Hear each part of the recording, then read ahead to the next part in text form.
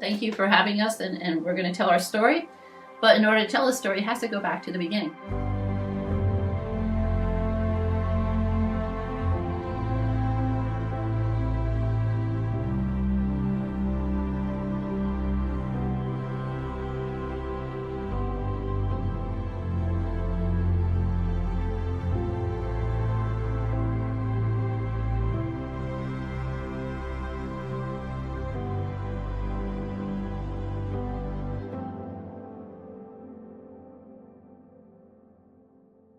In the beginning, it was my grandparents, Alice and Harry Brock.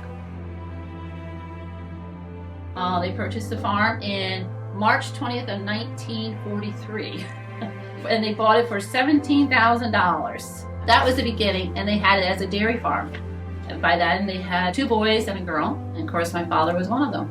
When he turned 20, he wanted to be able to have his own farm. He said to his father, can I take over? And it was more or less, no, you have to kind of go out and get out on your own. Well, my grandfather was always hard on my dad, and Dad was always hard on us. But not so hard as his father was, but it was always, you got to stand on your own 2 feet. And another thing my dad always says, you got to have a dream. So my dad did. He started his own farm. When my grandfather passed away, he gets the farm back. At that time, we had 2 farms going. So now my dad is married to my mom, and we have the farm down here on Albany Post Road. That was where all of us 6 kids basically grew up on. Grew up in a family, grew up on the dairy farm, always family oriented, snowmobiling, ice skating. Sundays were days where Mom would cook a roast and you would smell the roast cooking. And then the farm on River Road came available, which was my grandfather's farm. So we were farming both farms at the same time. And I have to get the year right, but there was a fire. And it took out all the barns except for one, which still stands today, and which we use a lot for the agritourism part of it. We decided we're going to rebuild or not. And my dad said, yeah. He went around and visited other more modern farms, and he decided that we were going to rebuild. So we rebuilt the farm over there, and that farm was rebuilt on the backs of all 6 of us kids. Passing tin up on the roof there, and the boys putting the rafters up and everything. And I was probably about 16 at the time. And so when we got the barn all built, it became a loafing barn now. So it's a more modern style. We had a loafing barn where the cows would roam around in it. And then we had the one barn where the cows would come in, get milk, ship them back out, bring in a few more, ship them back out. So it was like a rotating parlor. And eventually it came down to selling the Albany Post Road farm. We decided we just couldn't keep both of them going. I went away to college. My dad and my sister ran the farm on River Road. My life was going to kind of take a change for the good. This is where God came into my life. I would say my purpose sort of started to switch to not so much what Sue wanted to do, but what did God want from me. It took a while to get there through study, through prayer, and through wonderful people in my life. During these years in college, and then after college, and meeting Tom, even when we started dating, we dated in college, I kind of rolled my eyes a little bit because it was only like the last 3 weeks or so. Yeah, so we first meet because these girls that I did meet on campus there invited me to go to the Christian group on campus. And so we go, and there's Tom, and I see him, and so did all the other girls. I remember thinking that, I like this guy. What do I do about it? And I've talked to your best friend. And Taylor kind of says, well, I think he likes you too. So we were like, okay, well, where do we go from here? Neither one of us had dated prior to this. Yeah, nothing so this at all. is our first time experience. Yeah. My theory was, hey, if I'm going to get married, I'm going to find the right one. God knows that. So God, you just hook us up. I don't have to date a million girls to go find the right one. And so we left college, we graduated. She went back to Montgomery. So her parents, I went back to my parents, went back to businesses. We had our little talk, like, I kind of like you. Yeah, I kind of like you too. Gee, where should we go with this? And I said, I intend on marrying you. So okay, let's do it. Answer your question. this starts our story here. How do we get that? All that got us to back to Montgomery. Yeah. And remember, this is Tom who's a little homesick, right? Very homesick. So he's testing God the whole time. He's down here, like, all right, he's counting down like 365, 364, 363. I was, honestly. And so, but God has a way. Remember, we moved into a house. It was your uncle's house, right next to the farm. Right next to the farm. I'm like, oh God, just right next to the farm. But I knew 100%. I was supposed to be here. Had no idea what I was supposed to do. Because all I have to do is for a year, right? And then I'm done. I fulfilled my obligation. And we're out of here. That was my attitude. Not very good. So I'm running towards Walden. I get to Walden, turn around, and I come back. I can tell you the very spot in the road today, in front of the, hope they don't tear it down, the old town garage, the blue building right there. It's facing Montgomery.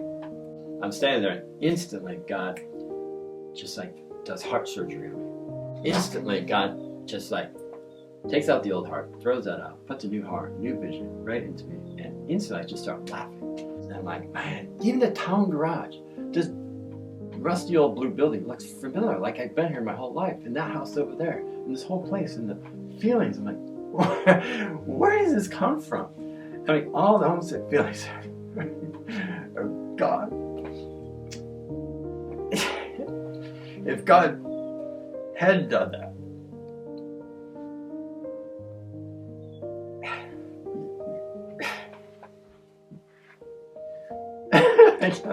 we would not be here. The kids wouldn't be here. We wouldn't be here. We wouldn't be doing this video.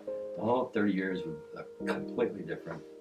And who knows? But it was nothing I was praying about. It was nothing I could have asked for. I wasn't asking for it. I was doing the opposite of that.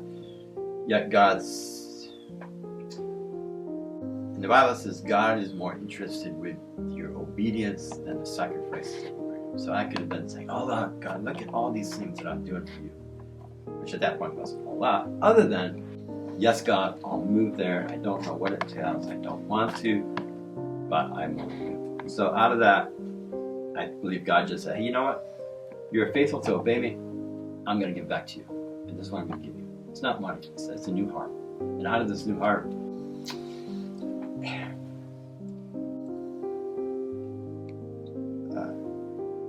a new vision, life, happiness, joy, peace, order comes out of that.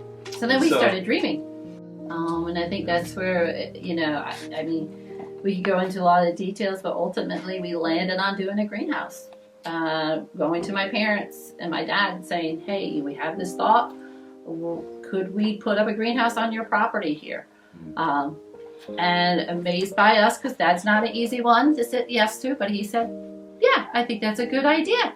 And again, it was a God thing. That was shocking. So we did. He jumped on it. Tom jumped on it, and we ordered a 50-foot greenhouse. Then we ended up, my dad went up there and says, this is too short. We're like, okay, let's put 100-foot. We grew cut flowers out by the road, and we sold a few mums. First time we grew cut flowers, and the cut flower business got started. Yeah, that was, and then a few hanging baskets of impatiens on a rack, like 20 of them. Yeah. And some, maybe 100 mums. And that was our season. First time growing. It was we had all this training. That was our very first greenhouse. And then we had to come up with a name. Like, what are we going to call ourselves? And I remember sitting in the office with Dawn and Dad and looking out at the ponds. And I think it was Dawn actually. I said, what about Twin Ponds? We're like, no. 2 ponds out front overlooking at Twin Ponds. So that's how we got our name.